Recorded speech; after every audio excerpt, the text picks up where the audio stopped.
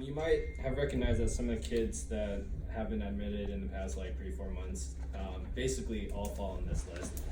These are the very common PEDS things and simple stuff that we can basically take care of without having to go at higher acuity. And so I kind of loaded it like with the more common stuff at the top. So I can pretty much just talk about everything, like a little 5-minute thing on everything, if that's cool. I mean, y'all see kids every once in a while, so it's cool. But kids, like, a lot of it is just like you just have to see it, and then you have to know like when they start looking bad and what that looks like, and when you need to like elevate to like a higher level of care. And so without that, it is a little bit hard. So I applaud you guys for doing what you're doing and working with what you have. So that way we can try to save them a $50,000 helicopter flight to Vegas or Phoenix. So that's the goal. Is that I try to primarily think of myself as being able to help families out, because if it's not us, then there's nobody. So and then they're forced to take that $50,000 flight.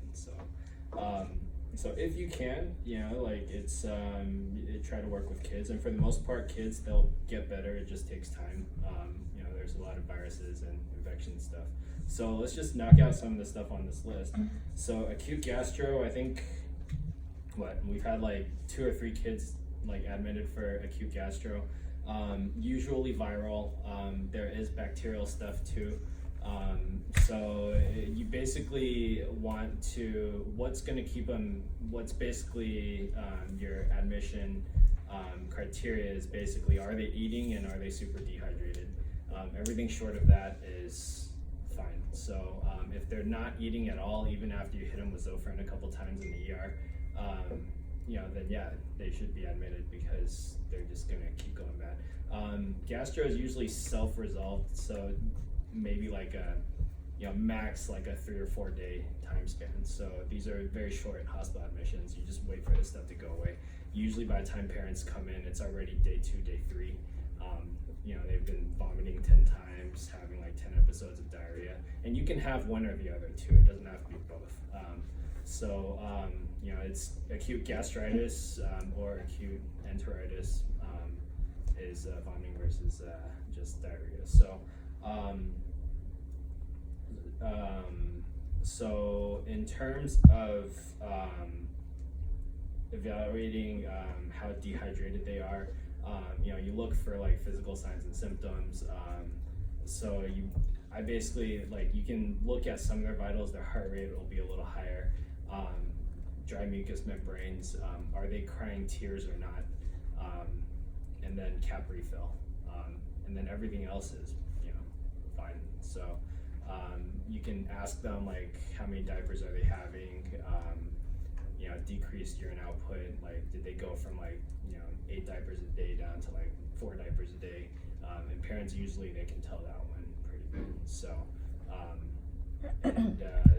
yeah, that's pretty much how it is. If they're super dehydrated, some of the kids are, like that heart kid that had 800 heart problems that was visiting from out of town. They will have altered mental status, but you'd be surprised at how quickly, if you just hit them with 2 boluses, how quickly they'll just turn around and then be okay. So it took them 2 days to get themselves dehydrated. You can hydrate them up pretty quickly. And so it's more on the rare side that these kinds of kids get admitted, but out here, sure, why not? It's better safe than sorry. And then there's your questions of follow-up with care, are they going to have problems following up? And so you just kind of got to weigh all of that. And all of these, doesn't matter what you hear in the ER. If you see a gastro, these are almost all completely okay. So viruses, rotavirus, there were I think 2 kids that came back positive for rotavirus. That is one of the vaccines that you get at 2, 4, and 6 months, specifically for this reason, because when rotavirus hits infants, it hits them hard, and a lot of them end up in the hospital, and in third world countries a lot of them end up dead. So that's why we give rotavirus vaccine. Of course, you get a bunch of parents that don't want to vaccinate their kids, and so they end up in the hospital. So there's always a lot of rota floating around the community. So that's probably your number one. There's a whole bunch of other viruses that can hit you. When the viruses hits your intestines, it basically infects it, and then you lose your microvilli. So you have basically a smooth intestine, and so a lot of times, like, once you lose that brush border, like, you're just gonna keep having diarrhea, and then it becomes a little bit harder to absorb liquid into your body because you don't have your brush border anymore. So it just, again, takes time for it to come back. Bloody diarrhea, Salmonella, Shigella, E. coli, did they eat raw beef, chicken, whatever. Sorry. So it's sometimes if you're under a year old, then yeah, you gotta be careful, and sometimes Salmonella can go into the blood, but usually not. Usually it's just in the poop. I've only seen 2 cases of Salmonella that go into the blood. So it's, you want to treat it then, but anything short of that, you don't treat it, you just let it go. And it doesn't sting. That's about it for gastro. Any questions about that? What's the rule of 40-20-10? Okay, maintenance IV fluids. Okay. So any maintenance IV fluids for kids, 40-20-10. So those are kilos. So the first 10 kilos, you get 40. Second 10 kilos, you get 20. Third, after that, it's 1 for 1. So, so if you have like a baby, a 6 kilo kid, it's 6 times 4. Their maintenance IV fluids is going to be 24 mLs per hour, right? And usually I like D5 half NS plus 20 of KCl, and yeah, a lot of people do just D5 NS plus 20 KCl, or the computer, it automatically, like if you're below 6 kilos or something, it'll put in quarter NS plus D5 quarter NS plus 20 KCl. You can do the math and then get down to it, but just don't worry too much about even me, I have to go and look up that math every time, but the younger they are, the idea is that they don't need as much sodium, which is why they go to quarter NS, but honestly half NS, they're fine with that. So you can even use normal NS for D5 NS plus 20 of KCl for that stuff. So, but yeah, if they're 16 kilos, then you have your 40 plus 2 times 6, so 12, so 40 plus 12, so their maintenance is going to be 52. And so if they are dehydrated, there is math that you can do. So depending on exactly how they look, how high their heart rate is it 10 beats above normal, is it 30 beats above normal, how delayed their capillary refill is, are they altered mental status, you can calculate how dehydrated are they. 3% dehydrated, 5% dehydrated, 8% dehydrated, and then it also changes, so there's age range. Anyways, just know that there's numbers there. So you can calculate it. So I get a lot of calls from pharmacy with concerns that I'm running kids too high. So yeah, you can run kids at double maintenance and they're fine. They're just gonna pee off anything extra that their body doesn't absorb. So, but yeah, I'll pick an arbitrary number between 1.5 and double maintenance. Ideally there is math, and yeah, you can figure out, minus the 2 boluses that they got in the ER, how much fluid do you still have to replenish, right? 3% of body weight or whatever, and then you're technically supposed to split it, half of that over the first 8 hours, and then the other half of that over the next 16 hours. So theoretically, it's supposed to take you 24 hours to fully be able to reabsorb all that stuff. But again, none of these kids that get admitted, for the most part, they don't really need to be here, and so you don't really have to pay too much attention to that stuff. Yeah, that's your maintenance IV fluid stuff, and it works not just for this but for everything. So cool. Any other questions about gastro? All right. And they will often run fevers, and a lot of times they can get UTIs on top of it. So just watch out for that stuff. Bronchiolitis. So adults get bronchitis, right? Babies get bronchiolitis. It goes a little bit further down into the lungs, into your bronchioles. That's why it's called bronchiolitis. It sounds really bad. You're gonna hear wheezing, crackles, rails. You're gonna hear everything. They're gonna sound like crap. after a couple years old, like they don't really get this stuff that much anymore. And so this is, you know, a lower respiratory tract infection, right? You have the stuff above your vocal cords, and then usually it stays above there. Sometimes it gets into your lungs. Viruses, all sorts of viruses will give you bronchiolitis.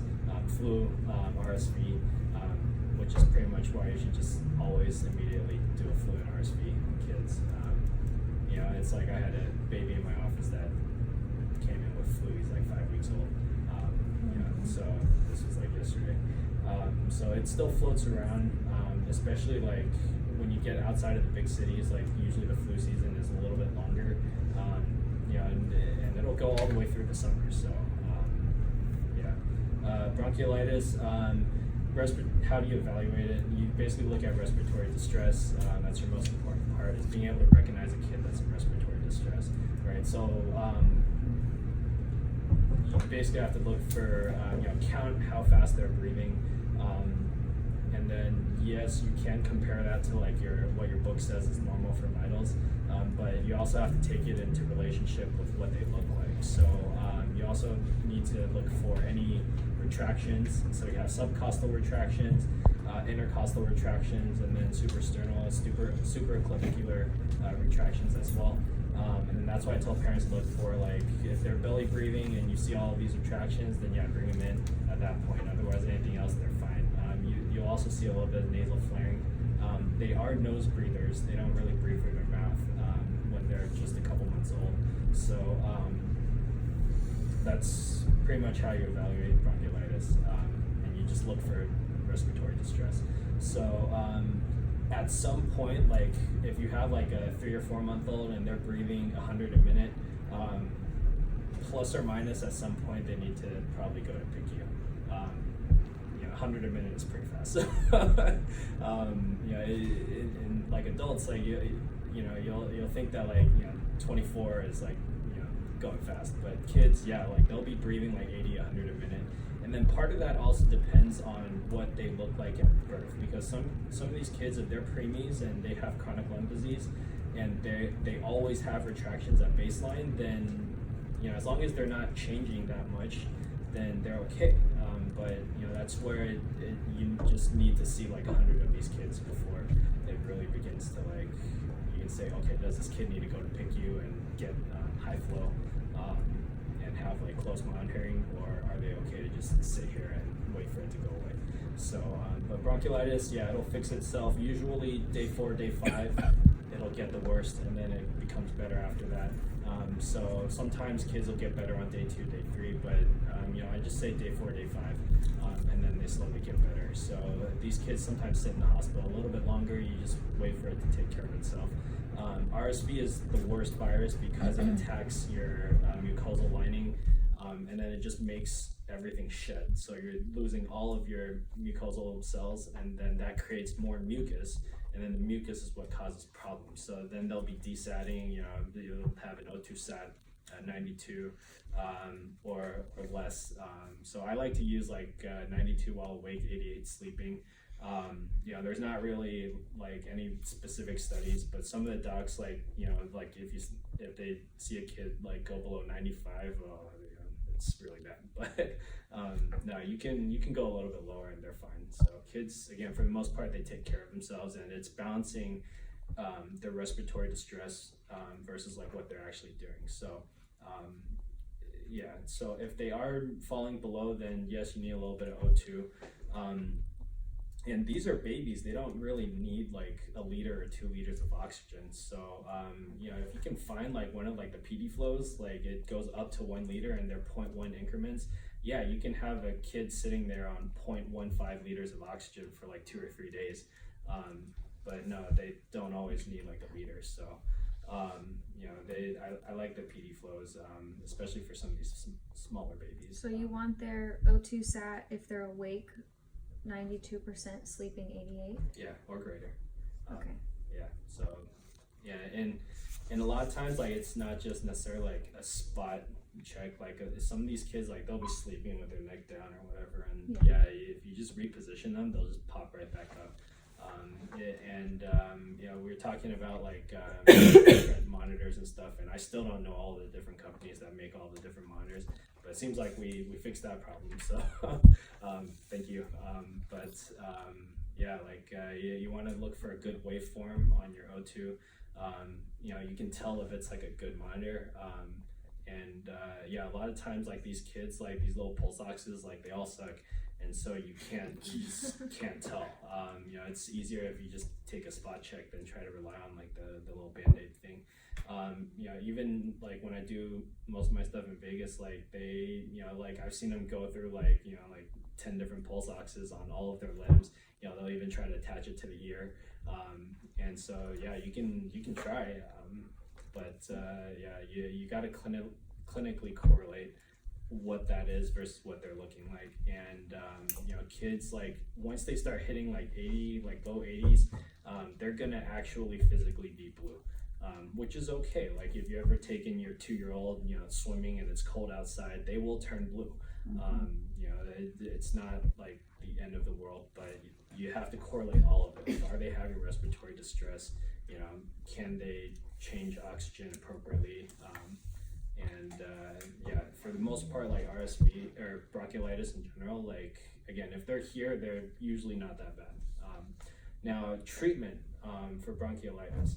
So in the past, they used to give albuterol and steroids for every kid with bronchiolitis. Those guidelines have changed 10 years ago, and the science that changed those was done 20 years ago.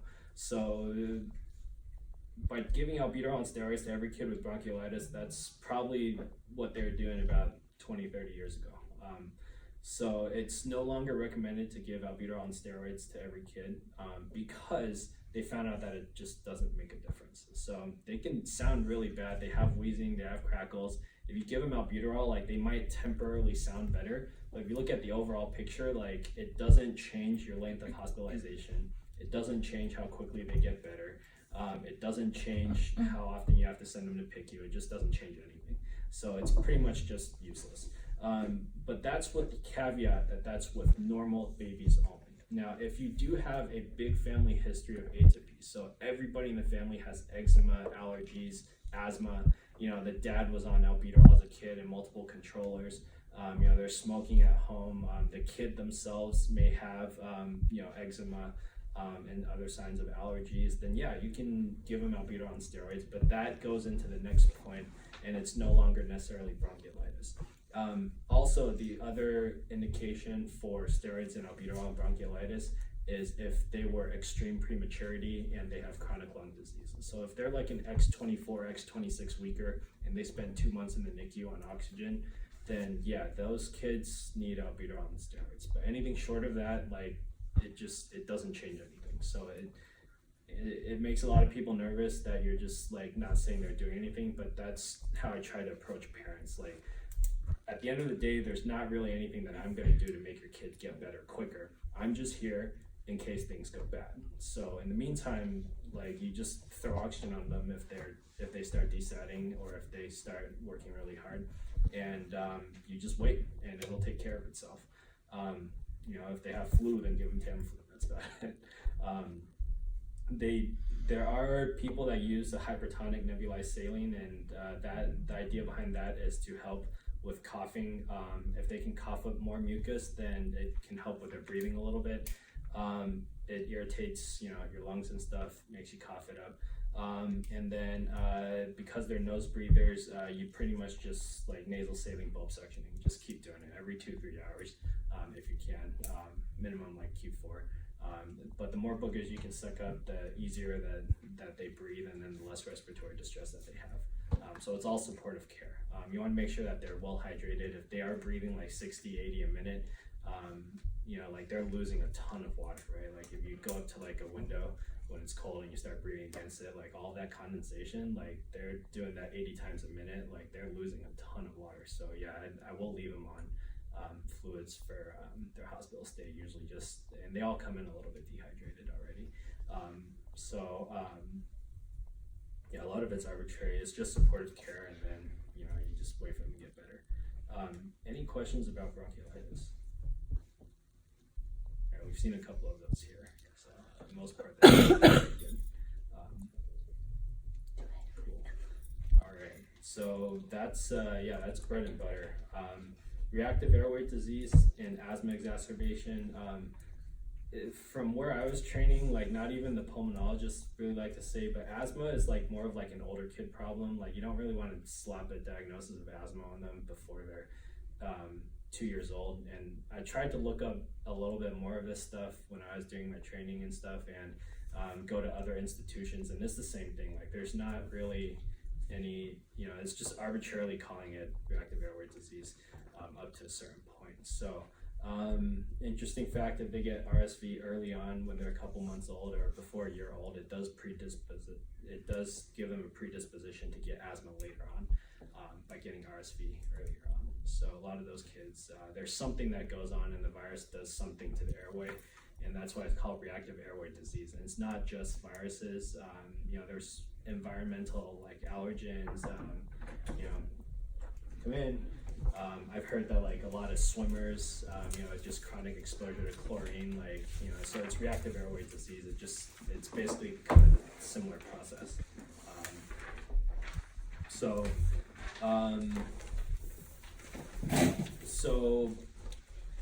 Like before 2 years old, especially if you have a history. So these are kids that are coming in over and over and over again. So for the most part, our bronchiolitis kids, this has all pretty much been their first hospitalization.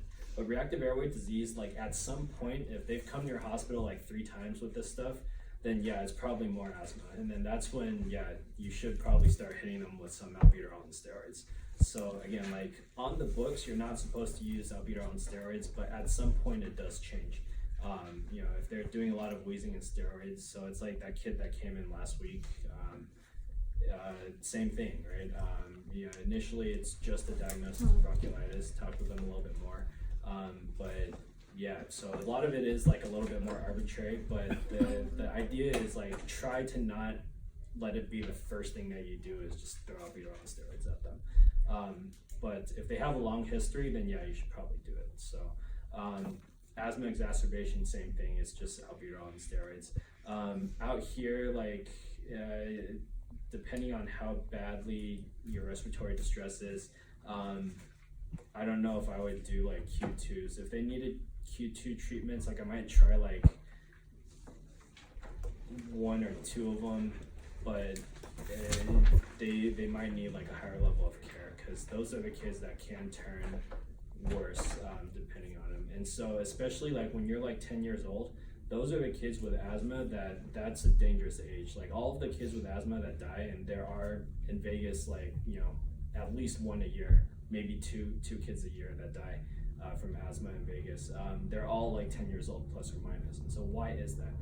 It's because asthma, it's an expiratory, like you can't breathe out your air. So you get a bunch of air trapped in your lungs and then you can't breathe it out.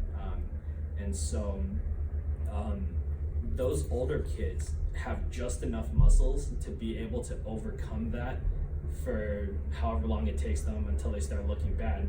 But then once they start looking bad and their muscles are no longer able to overcome that, then it's too late. By the time their parents come in, like you can't do anything, and they just die on the table in front of you.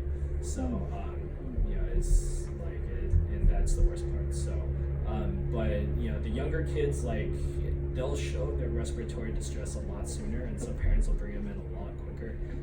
And luckily out here, it doesn't seem like there's bad asthma stuff. Like this is like a lot more like an inner city like low-income problem, and there's just like pollutants, like cockroaches, rat droppings, it'll set it off, dust, exercising outside.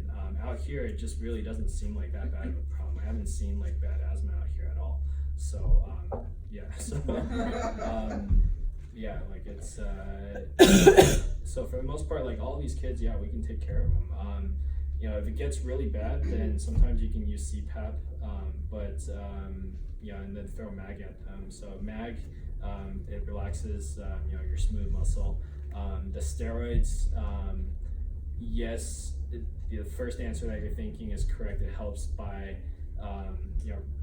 decreasing inflammation, but that doesn't happen until like day 2 or more. So why do steroids work short term? So you want to get steroids on board as quickly as you can, because as soon as your steroids hit the body, it pretty much starts this DNA process, and it basically makes the DNA, or it makes your cells more receptible to albuterol. So it like upregulates some stuff, and then it just makes your smooth airways more easily susceptible to albuterol. That's why you want to get your steroids on pretty quick. And then if you're using high doses of steroids, just give them like some famotidine or ranitidine or something to protect their stomach, or you'll give them an ulcer too.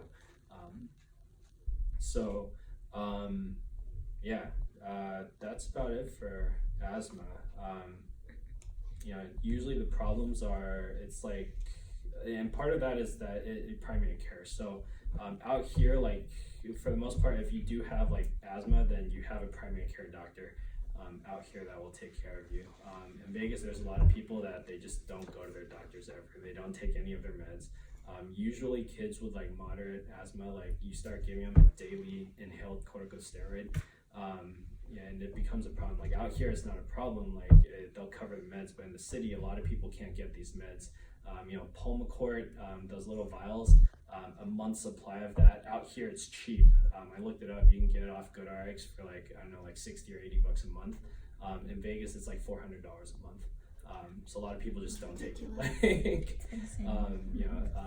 And so yeah, Pulmicort is extremely expensive in Nevada. And so it's unbelievable. Like those little inhalers, on paper, if you try to buy them cash, like $160, $180 for like the cheapest ones. But those can usually run like $200-$300 as well. And so it's not getting your meds is like more of a city problem. You don't see that here. So everybody that's here, like, they've been on meds and they're compliant. So that's why you don't see these problems. The kids that have problems are the kids where the parents are non-compliant. So there's a long and massive history of them showing up in the ER every 3-4 months. That's why for the most part, we're okay with like the asthma stuff out here. So physical exam wise, when you are listening to them, if they are really bad asthma, you may not hear breath sounds at all. So it's interesting. Like they'll be saying they're breathing, but you're not going to hear breath sounds. So that is in and of itself like one of the things that you'll hear is if you don't hear good breath sounds, or you do hear breath sounds but they're diminished, that's air trapping. And so that is a sign of like a more asthma. Like you got to pay closer attention to that. When you do ask them to breathe in, it's better to ask them to breathe in through their mouth and then blow out. Instead, a lot of older kids, they'll just like breathe in through their nose and then you don't hear anything. There's no airflow. So, but if you ask them to take a really deep breath through their mouth, and then if you have, I've seen a lot of doctors like they carry like a little pinwheel or something, and then just blow on the pinwheel or blow on the little fan and make it move. That's when you can really hear if there's wheezing or not. But just because you don't hear wheezing doesn't mean that it's there. Half the time they're just not blowing out enough so that you can hear it.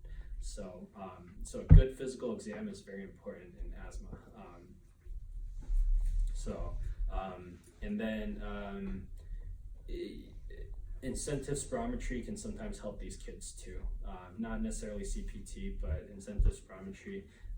Or I don't know if you guys carry like the little flutter, the little plastic flutter things for kids. I don't know, or if you just have like the little ball thing. So, so there's that. Any questions about any of that? Breathing is like, a big thing for kids. So yeah, like half of the kids that you'll see are breathers, especially during the winter. The other half are infections. So, I mean, kids, it's very, it's just, this is like most of the stuff. So, pneumonia, usually you can take care of pneumonia outpatient. So you don't need to admit them for the most part. When they do get admitted, usually there's concerns that from an infection perspective, they might be a little bit worse. Can you get sepsis from pneumonia? Yes, you can, certainly. The bacteria, once it gets into your blood in kids, it just crosses into the blood fairly easily, much more easily than adults. And so, infections in kids, you have to be careful. Like infections will kill a lot of kids. And so pneumonia, but pneumonia, good thing is usually you can turn it around. So these kids don't die usually. You can send them to PICU, hit them with 2 or 3 antibiotics, and they'll get better. So they come in, ceftriaxone is preferred. If they're going to be, there's 3 indications for ceftriaxone, otherwise everybody else can be treated with amoxicillin or augmentin. If they come into, they need to be hospitalized, so that's an indication, like they're just basically looking bad.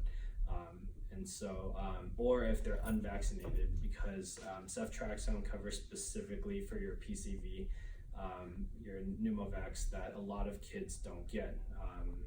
Stupid. Like you're just sending your kid to the hospital. It's a $5,000 bill that you can avoid. But you know, you just don't think about it, and then your kid gets bad pneumonia. Well, it could have been prevented by your PCV vaccine. So pneumovax is also 2, 4, and 6 months. They have a 13 and a 23 different strains. So it was initially placed not just more for meningitis, but it's the same bug. It'll attack your lungs the same. It can also give you middle ear infections. So they made meningitis disappear inside of these small kids, like basically completely disappear. Like I don't see like PCV meningitis, like you just don't see it. But it used to be bread and butter for peds. Like they would get one of these kids every 2 or 3 days. And I don't know if any of y'all remember being around. Supposedly this was about like 20 years ago, but yeah, after they put in that vaccine, like they just stopped getting meningitis. So it's really good, but as a side effect, it also helped decrease like all of your pneumonias and ear infections too. So unvaccinated, or if your local strains are antibiotic resistant. So out here, like probably none. Again, if they're in the hospital, then just hit them with ceftriaxone. It's just easier at some point. People talk about antibiotic stewardship and stuff, but it's one of those indications. So ceftriaxone, I like to think of it as really simple. If it's your kidneys, it's 50 per kilo. If it's your lungs, it's 75 per kilo. If it's your brain, it's 100 per kilo. So that's why in the ER, they just hit all of them with 50 per kilo minimum, because ceftriaxone, you really shouldn't be doing more than too much. So if it is meningitis, then you do 50 BID, 50 per kilo BID. So everybody in the ER, like they just learn, just give them ceftriaxone, and it works for everybody. So that's why sometimes you might see me adding on a little bit more ceftriaxone, so 25 for the lungs to make it 75 for the lungs. In very small kids, like sometimes you can have like biliary problems. 25 minutes.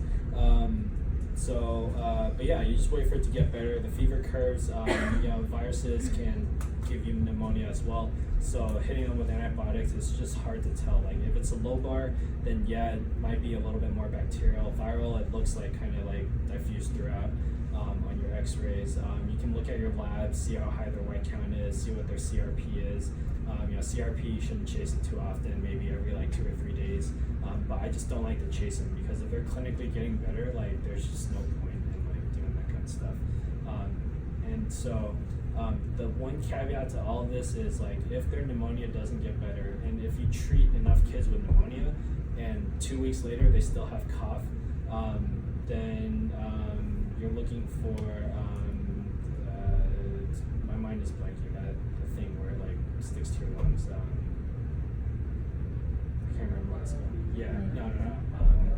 There's a specific term for it. So anyways, yeah, you get your pleural effusion, there's a bunch of pus, and then it basically like causes your lungs to like kind of scar into the walls of your chest, and so that they do need surgery for. You do need to ship them out at that point,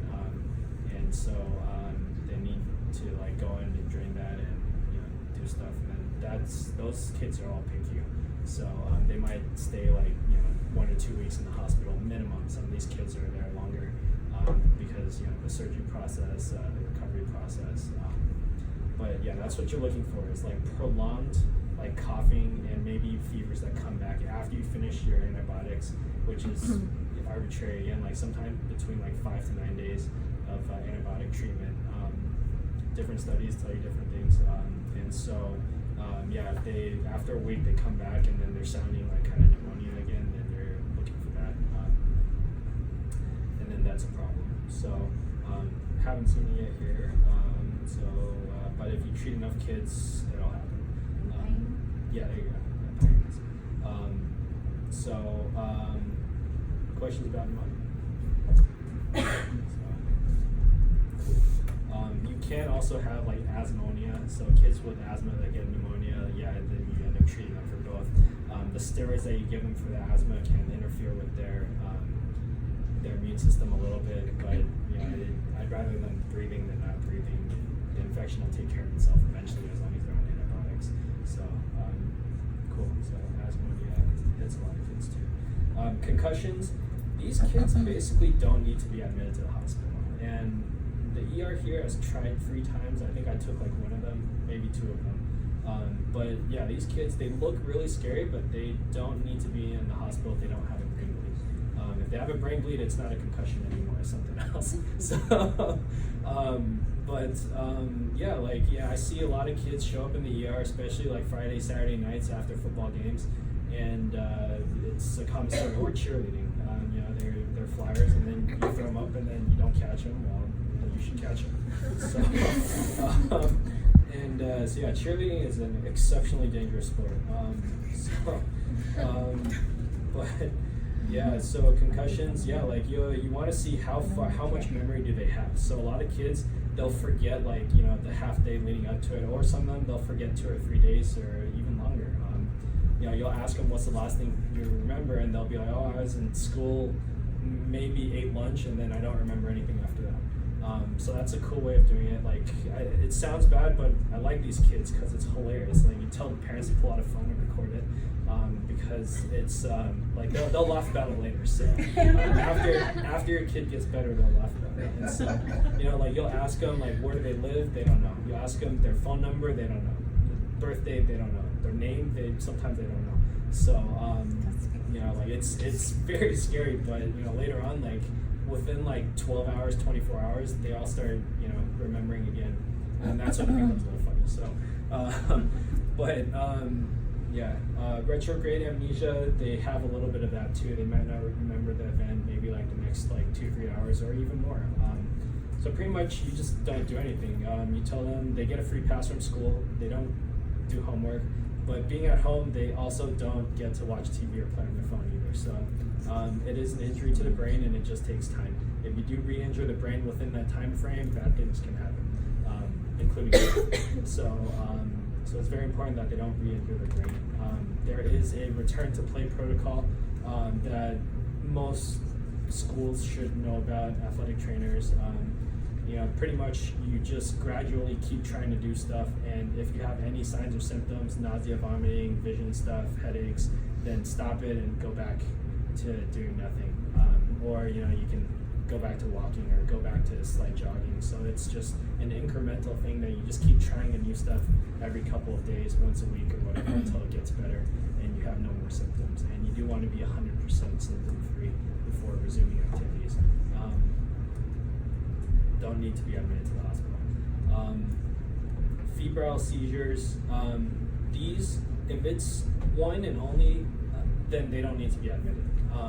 So febrile seizures do need some kind of neurology workup if it becomes a complex febrile seizure. So I think statistics wise, 1/4 of kids will have a febrile seizure. I don't know if anybody here has a kid that's had a febrile seizure, your own kid. Mine did. Yeah, so 1/4 of kids will have a febrile seizure, and then that's it. Out of those 1/4, I think maybe 20% of them, 10% of them will go on to have complex febrile seizures. The other 80% will never have another seizure again in their life. So just showing up to the hospital with a complex or with a regular febrile seizure, they don't need to be admitted.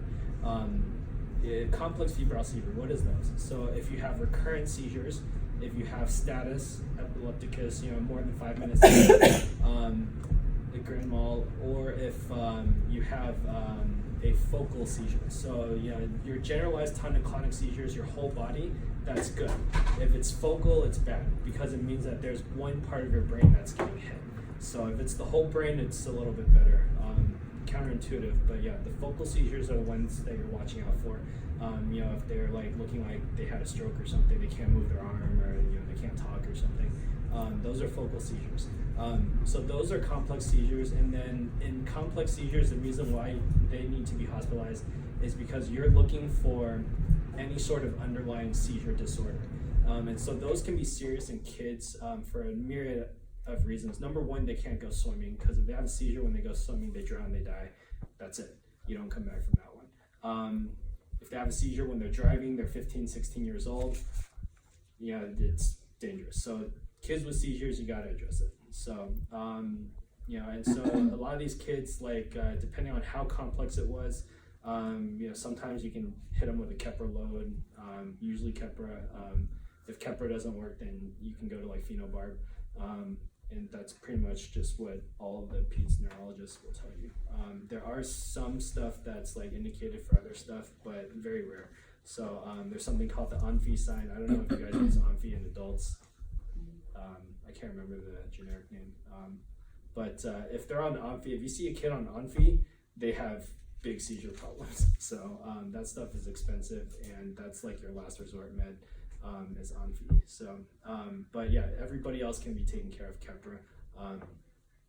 And so, you can hit them with a Keppra load. Seizure management in kids is pretty simple. You hit them with a Keppra load in the hospital, you keep giving them IV Keppra. At some point you switch it to PO, and then the child neurologist, depending on how long, if you don't have a seizure for 3 months or 6 months, then you can decrease the dose, and then you just keep decreasing it until it's either gone or they have another seizure. They have another seizure, you just go up, and then you just keep doing that until it disappears. So fairly simple seizure management. Takes a long time. A lot of parents don't like seizure meds because it'll make their kids super sleepy. And so as long as you just tell them about that beforehand, then they're happy. Managing parents is really simple. You tell them what to expect. For the most part, you tell them what to expect. And then as long as they're not blindsided, then they're okay with that. Some parents don't do that well. Some parents get very anxious. And so managing kids in the hospital is sometimes just as much about managing the parent as is managing the kid. And you'll never be able to make everybody happy. So I try my best. I don't bat 1,000. So, but I've heard that hopefully I've been doing not too bad of a job. Just managing expectations. So those are febrile seizures. Sometimes they do have meningitis, so sometimes you do need to tap them and then make sure that they don't have meningitis. But if they are looking like that, usually they're not going to be here. They're going to be sent to ICU. Skin infections are very common in kids. We did take care of at least one. I know of the kid with the toe tourniquet. That happens a lot in kids. If you get a 4-month-old and you can't figure out why they're crying and your normal stuff works up, then check their digits. And every once in a while, you'll see exactly that. You'll see a hair tourniquet. So, and then some docs forget about that, but it's important for a physical exam. Penile tourniquet as well. The hair, it just gets wrapped around your stuff and looks bad. So, we're aiming till noon. Mm-hmm. Okay, cool. So that hair tourniquet on the toe turned into a cellulitis. Cellulitis is pretty common in all sorts of kids. Other places that you'll see cellulitis, if they had some kind of skin infection and they were scratching it, if they have bad eczema, it gets infected with staph or strep. If they hopped into a lake and then something weird happened, on the face there's a lot of stuff that can happen. Any of the tonsillar stuff, it can get into the soft tissue. If they have eye infections, orbital, preseptal cellulitis, just all sorts of skin infections, it'll hit kids a lot. So that one's simple. You just throw Clinda at them until it goes away. IV Clinda will work for pretty much everything. And if it doesn't, and if they start looking septic though, or if they come in looking septic, their CRP is through the roof, white counts are through the roof, they're febrile, Blood pressure is like not looking great, and they're tachycardic. Signs of sepsis in kids. Sometimes, you do need to go a little bit more, but again, like those are kids that are going to be shipped out. So if they are showing like major signs of sepsis. And so skin infections, you just throw Clinda at it. IV, you can get more into the body IV than PO. So my baseline is 10 per kilo IV Q6. And then PO is 10 per kilo PO Q8. And so it is a little bit irritating on the stomach sometimes, but if it's IV, then it doesn't like really get as bad into the stomach. And so, you just wait for it to get away. Try to draw a line around it if it's like clearly demarcated, and then see if it goes out or it comes back. And then that way you can objectively show the parents, okay, hey, kid's getting better, as well as tell yourself. But sometimes parents aren't like super happy. Usually skin infections they're okay with. And then sometimes you'll get weird skin infections. I think I had a kid, like a 1.5-month-old with chicken pox in my office yesterday. I couldn't tell. It's either chicken pox or HSV. There was that one kid that came in with the HSV, gingival stomatitis. That's what, if you saw that kid, that's what HSV looks like. Like you can have like little ulcers, like one ulcer here, maybe 2 ulcers in that. But if you see it covering the surface, like that's HSV. So that's why I sent that off and started that kid off on acyclovir preemptively, because HSV can take a couple days to come back. And I just think it's kind of stupid to like wait for, you just do it and save yourself a couple days in the hospital instead of waiting for it to come back. Some pediatricians like may not necessarily think about that. Anyways, that's skin infections. Any questions about that? Yeah. Okay. Neonatal fever. This is bread and butter for peds. Babies less than 30 days that have a fever, which is 100.4 or higher. It is basically the only emergency in babies less than 30 days old. Make sure it's a real fever. If they're wrapped up in 10 layers and you left them in the car, then that's not a real fever. They're just going to be hot. So, unbundle them and then see what they do. So a lot of times they'll just take care of themselves, and that's not a real fever. At that point, though, as a medical professional, you're kind of stuck. You might need to either just OBS for a really long time, but you don't necessarily have to do everything. So if they do come in with a real fever, though, 3 things: urine, blood, CSF. Have to get all 3 of them. Don't start antibiotics on them until you have all of them, and it's the CSF that's going to get you, because a lot of times it takes longer to do the LP in babies, or if the doc was unsuccessful and they're going to try again, sometimes 3, 4, or 5 times. You need your CSF, because if you don't have it, it makes it more complicated. So ask for a GBS history, birth history. Sometimes mom will be GBS positive, and a lot of times this will be GBS. If it is meningitis, those are the dangerous ones. Usually sepsis, you can fix that pretty easily. Meningitis, those are the kids that will die on you. Again, at that point, they're not going to be here. So, but that's bread and butter. So, neonatal infections, less than 30 days. Maybe the other thing that you guys might see is having an umbilical infection, and so that is also an emergency, but it's very rare. And if you have to think about it, it's probably not. You'll know if it's an infection. There's going to be pus coming out, the skin all around it is going to be red and spreading out. It's not going to be a question of, is this a little bit red, or does it look like there's a little bit of pus coming off because I'm pulling on the little stump. You'll know. UTI and pyelo, you'll see this a lot. So for the most part, they don't need to be admitted. Usually if they're admitted, it's because of supportive care. So either not eating or pain control. We had that teenager a while back, and then she actually ended up with the STD too. It's important in that age range. You just need to check and just run a panel of everything. 50 per kilo ceftriaxone fixes your kidneys.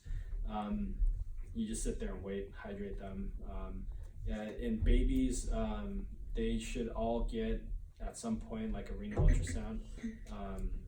And then if that shows anything, hydronephrosis, then you should go for a VCUG. And I don't know if this hospital does VCUGs on like small infants. Yeah, you gotta stick catheter in, inject dye, and then like do stuff. So I don't know if they do it here. So it's not complicated, but it does take more than what your average tech would know, and radiologists too. So and then yeah. So but again, you just wait for it to go away, and then supportive care.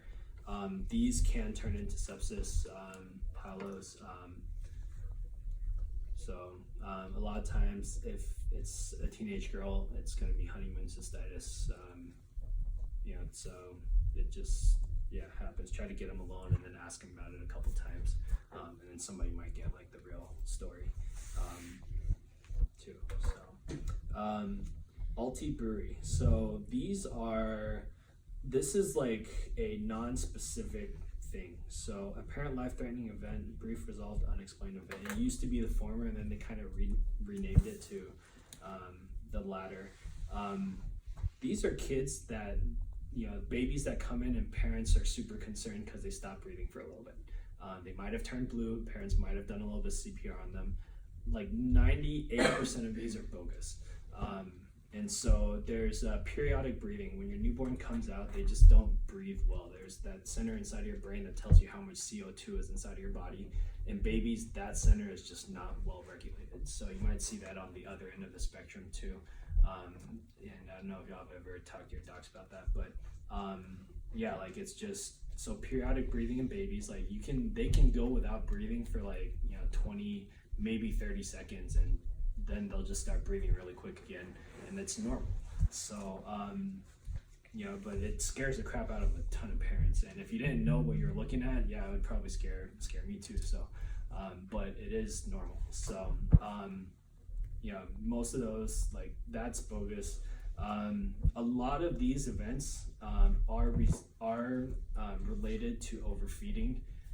If you give your newborn like 4 ounces, then they're gonna choke on it, and it's gonna come back up and go down their way, and then they're not gonna do too great. And that's not immediately after feeding too. That can be 15 minutes or an hour after eating. Usually their stomachs can clear out pretty quickly, but if it comes back up, it'll do that. So that one's bogus. They don't need to be here. If you know that it's breathing stuff. Outside of that, it gets a little bit more complicated, and some of these kids, you need to do a workup. So anywhere from like literally anything in the body. So seizures, you can have cardiac stuff, you can have infections, and those are probably your biggest 3 that you need to rule out. So you do need to get blood work. The seizure stuff, like there are like neonatal seizure things, hips arrhythmia. That sooner or later you'll see it, and if you don't know what you're looking at, the easiest way is just hop on YouTube and take a look. So there's 1,000 of these videos on YouTube, and if you have a question in your brain, that's how you do it. Like, I'm not good at looking at seizures either. I have to do it. The neurologists, that's how they teach people. So unless you see this stuff like 1,000 times, you're just not gonna know. And just hop on YouTube. They can teach you a lot. So it sounds really bad. I see you. So, I see it all the time. Meningitis infections, again, you'll find that. Heart stuff, usually like an EKG, you can look at that. But it's hard because if you need the ultrasound, then there's no pediatric cardiologist here at that point. That's a little bit more tough. Haven't come across this in the past 4 months, and we'll see what happens. You do this sooner or later, like this stuff will happen. Hopefully the ER will just turf them at that point. So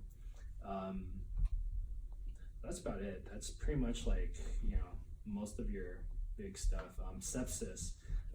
So sepsis in kids, it'll hit kids all over the place. That one's dangerous, but the ERs are usually pretty good at catching that. and sending them out. Anything that needs specialists. So there's a couple of things on this list that's not here, and the ER will turf them just because, like, if they need a specialist, then I can't take care of them here. So I can take care of this stuff. This is all like simple stuff. I can't take care of stuff that needs a specialist. You know, Yambam was nice enough to help me out with like a seizure kid, and I try to find them options so that I don't need to like give them a $50,000 bill. So do what you can. If it's not emergent, then we can try to take care of it here. But you gotta know when to send them out. So sepsis is one of these things where you just gotta send them out. The easiest way to tell if somebody's septic, like these are the kids that come in with a long fever curve and they might have altered mental status. You can run some labs on them, but to know if they're in danger or not, you look at their vital signs and their cap refill. So same as adults. In kids, like if they are septic, they'll lose their cap refill. The body's gonna vasoconstrict. You're gonna lose all of your blood supply to your distal areas. Like a tip of an ear might fall off. You might have a finger that falls off. Like sepsis in kids, just look at your cap refill and see, are they perfusing or are they not perfusing? Because if they're not perfusing, then you're already behind the game. Like those kids need to be aggressively resuscitated, multiple antibiotics on board and immediately shipped out. So you're probably not going to see sepsis. That being said, it can happen in the hospital where a kid that was admitted can turn septic on you if you aren't treating the right thing. Like a UTI kid that comes in with like some kind of super resistant bacteria or something. That one you gotta be careful about. So cool. That's about it. I don't know. Do y'all have any questions about like? I know it's the scariest feeling in the world when you haven't seen a kid before and you're asked to take care of a kid. It is the scariest thing in the world. So I see it all the time. And when I was, like a first year resident, me too. So this stuff, it is like just once you see it enough times, then you get more comfortable with it. If all else fails, go back to vital signs. Like look at your vital signs. If they're having fevers and they're not going away, that's a problem. Make sure that it's not a bacteria. Viruses will give you fevers that don't go away, but you have to make sure that's not a bacteria. Intussusception, you should be careful about. Those are when your bowel slides in, telescopes on itself. They come in with bloody stools, and so that one's a little bit harder to tell. Usually the ER tries to rule that out. But the thing is, intussusceptions can't like take care of themselves. As long as it slides back out, it can take care of itself. But again, like it just usually once it slides in, it gets stuck. And then but that one, I've seen a kid die from that one. So because if it slides back in on itself and you don't catch it, your bowel dies and then the kid dies. So but for the most part, like everything that I've been taking care of here, like half of those didn't need to be in the hospital. The other half were like pretty decent admits. I'm not going to hold anything here that it has a chance of like needing a higher level of care. Because you don't want to fall behind on that, because it's going to take you 4 or 5 hours to get them over to the next city minimum. You don't want to be behind on that stuff. So if they're here, for the most part, like you guys can